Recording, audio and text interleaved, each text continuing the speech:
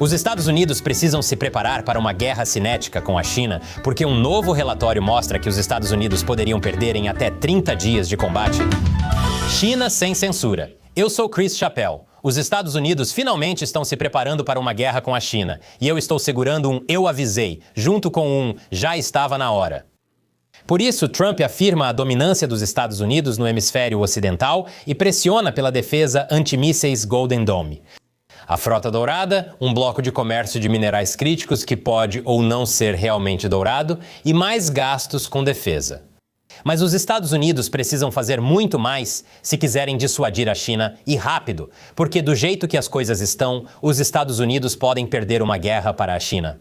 Em 30 dias, não meses, não semanas. 30 dias é o tempo que vampiros levam para destruir uma cidade no Alasca. O estudo Onda de Maré, da Fundação Heritage, analisou 2 tipos de vulnerabilidades que podem definir vitória ou derrota.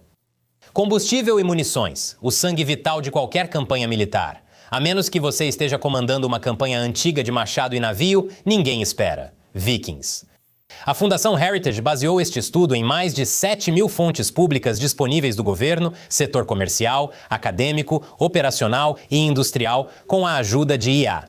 Antes de você revirar os olhos e descartar isso como besteira de IA, é tão preciso que o governo dos Estados Unidos pediu alterações no relatório para não dar a Pequim informações estratégicas que pudessem contrariar os planos de guerra do Pentágono.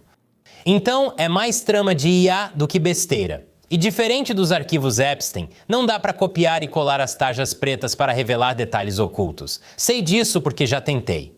Fico feliz em ver que alguém sabe como redigir corretamente. Eles estão levando a sério. Precisamos ficar atentos, pois isso mostra um cenário sombrio para os Estados Unidos. Quando se trata de combustível, o estudo mostra que os Estados Unidos estão completamente ferrados. Os Estados Unidos enfrentariam uma falha em cascata nos primeiros 30 dias devido à capacidade de carga muito limitada. Eu não sei, será que isso significa que as Cybertrucks podem realmente ser uma escolha estratégica? O futuro da guerra parece um veículo do GoldenEye 64. Eu estou de boa com isso.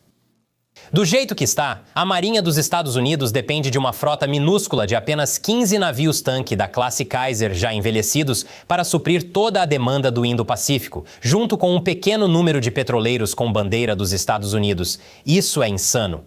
A Fundação Heritage também alerta que os Estados Unidos estão deixando muitos tanques de armazenamento acima do solo vulneráveis a ataques chineses.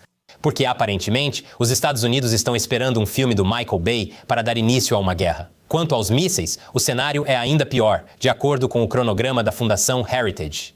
Haverá um esgotamento inicial dos estoques nos primeiros aproximadamente 25 dias, seguido por um colapso prolongado até o dia 120.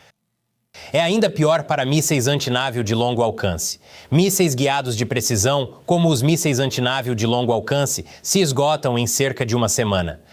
Isso é mais rápido do que perder um homem. Olha, estou tentando me conectar com meu público feminino. Aliás, já falei o quanto eu amo Gilmore Girls ultimamente.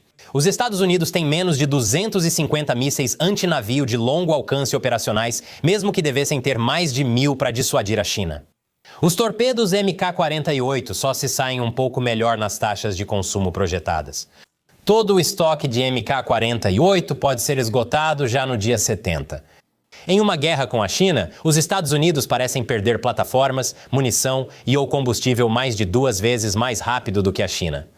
Ou seja, pode chegar ao ponto em que não consegue mais continuar as operações rapidamente devido aos problemas mencionados, além de outros, como recarga lenta, produção lenta de munição e a possibilidade de que a China destrua as plataformas americanas com poder de fogo avassalador. Parece mesmo que os Estados Unidos não deveriam ter transferido tanta manufatura e influência para a China. Então, não parece nada bom. Você pode até estar se perguntando por que a China ainda não atacou Taiwan se os Estados Unidos estão tão fracos. Mas há um lado positivo. A China também tem várias vulnerabilidades. Uma das maiores fraquezas da China é a sua dependência das importações de petróleo. Numa guerra entre esses 2 países, os ambientalistas seriam os maiores vencedores. As importações representaram mais de 70% do consumo total de petróleo da China em 2023, e 80% disso vem do Estreito de Malaca. Isso e o Oceano Índico são grandes pontos de estrangulamento onde os Estados Unidos poderiam impor bloqueios e negar à China o acesso ao petróleo, então uma guerra resultaria em destruição mútua das entregas. Os Estados Unidos poderiam prejudicar o fornecimento de petróleo da China, atacando fisicamente ou eletronicamente sua infraestrutura, que possui muitos alvos potenciais. Aos terminais que recebem grandes petroleiros, pieres fixos sem proteção reforçada e instalações de carregamento de combustível, além de corredores de transporte internos, como passagens de montanha e pontes. Ataques a esses pontos podem gerar gargalos no fornecimento de petróleo à China e alguns não possuem redundância. Eu sei, é chocante algo construído pela China ter sido mal planejado, mas o que realmente devastaria a China seriam ataques às refinarias chinesas sem proteção reforçada. Isso é algo que a China não pode se dar ao luxo de experimentar. Essas refinarias literalmente abastecem todo o complexo militar chinês. Quem imaginaria que colocar todos os ovos em uma cesta seria tão ruim? Deveria haver um ditado contra isso. Reconstruí-las também não seria fácil. É o tipo de tecnologia tão complexa que levaria anos para reparar. Além disso, a China não pode se dar ao luxo de deixar as refinarias fora de operação nem por um momento, porque desligá-las e ligá-las novamente pode causar complicações sérias. Por isso, refinarias exigem anos de planejamento para serem desligadas, reparadas e religadas com segurança. É o oposto de praticamente tudo, onde desligar e ligar de novo resolve o problema. Aqui, de alguma forma, isso só piora as coisas. Por isso, a China precisa vigiar rigorosamente as subestações que mantêm as refinarias ativas. O mesmo se aplica às redes fixas de dutos na China, especialmente perto de portos, depósitos e bases. Uma única falha em uma válvula pode comprometer toda a distribuição de petróleo na China. Há vulnerabilidades ainda mais óbvias que a Estrela da Morte, cuja saída de exaustão podia destruir toda a estação. Esses cenários de ataque citados pela Fundação Heritage também se aplicam a possíveis ataques chineses à infraestrutura dos Estados Unidos. Mas acho importante saber que a sabotagem logística funciona nos dois sentidos. Muitas vezes focamos tanto na possibilidade de a China sabotar a infraestrutura mundial que esquecemos que os Estados Unidos e outros podem fazer o mesmo. Mesmo que a China proteja sua infraestrutura de petróleo de ataques dos Estados Unidos, há outro problema. Na verdade, talvez essa seja a maior fraqueza da marinha chinesa. A China não possui navios suficientes para reabastecer suprimentos em movimento. São chamados navios de reabastecimento em movimento. Ela só possui 2 navios de apoio de combate rápido, tipo 901, que dão suporte aos grupos de porta-aviões da China, e 9 navios petroleiros de reabastecimento, tipo 903A. São essenciais para que os navios de combate chineses avancem mais longe e por mais tempo no oceano. Reabastecer no meio do oceano é uma façanha muito perigosa que exige muita cautela. Então, depender de apenas alguns navios para abastecer toda a marinha da China é pedir problema. Os membros da tripulação ficam extremamente estressados e erros vão acontecer. Perder até mesmo alguns deles, seja por fogo inimigo ou pior, por deslizes autossabotadores, pode ser uma sentença de morte para as ambições navais da China. Agora vamos analisar o sistema de munições da China. Na verdade, esse é um dos maiores pontos fortes da China. A China sabe que provavelmente não pode vencer os Estados Unidos de frente, por isso deu tanta ênfase em construir a capacidade de produzir mísseis em um ritmo muito mais rápido do que os Estados Unidos. Isso é possível graças à dependência da China de 5 conglomerados estatais principais, e cada um controla a maior parte de suas próprias cadeias de suprimentos e sistemas de produção altamente especializados. Mas essa força também pode, teoricamente, ser uma fraqueza. A Fundação Heritage acredita que ataques dos Estados Unidos a fábricas dessas empresas podem afetar a produção chinesa de munições guiadas de precisão e até eliminar linhas de produção, já que muitas instalações de estatais dependem de automação e sistemas capazes de produzir diversos tipos de munições. Faz sentido, portanto, que destruir essas instalações e equipamentos causaria interrupções em cascata na produção de diferentes munições. Também existe potencial em usar a fusão militar-civil da China contra ela mesma. É quando praticamente toda empresa civil também atua como militar. Pense em uma rede de comunicações civil que o EPL utiliza bastante, que poderia ser vulnerável à sabotagem dos Estados Unidos, especialmente por meio de ataques cibernéticos a redes comerciais de trem, portos e tecnologia da informação.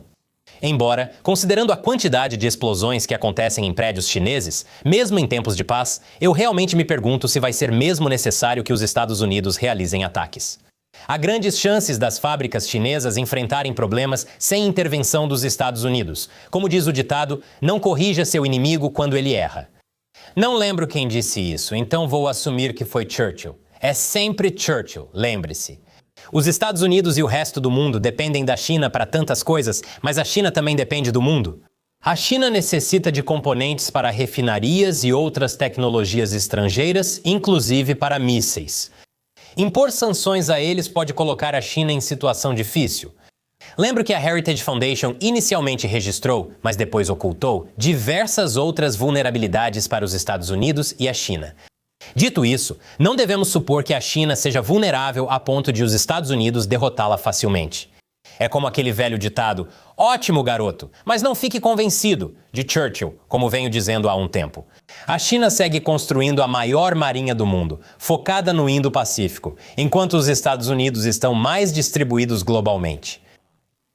Além de ter a vantagem de jogar em casa, a China possui capacidades de manufatura em larga escala, uma frota civil à sua disposição e um enorme arsenal de mísseis que pode sobrecarregar os Estados Unidos. Enquanto isso, os Estados Unidos têm uma indústria naval enfraquecida que precisa urgentemente ser revitalizada. Estudos e simulações de guerra mostram isso de forma consistente. No caso de uma guerra estourar por causa de Taiwan, os Estados Unidos, na melhor das hipóteses, conquistam vitórias pírricas sobre a China, mas não antes de sofrerem enormes perdas. Por isso, precisamos planejar melhor a logística de combustível, munições e tudo que envolve campanhas militares. Para que ter tantas armas pesadas se nem conseguimos levá-las até o inimigo e atirar? A menos que você esteja fazendo uma campanha com machados antigos e dracares, ninguém espera pelos vikings. Confira as novidades da China assinando minha newsletter semanal gratuita. Clique no botão ou link abaixo. Sou Chris Chappell. Até a próxima.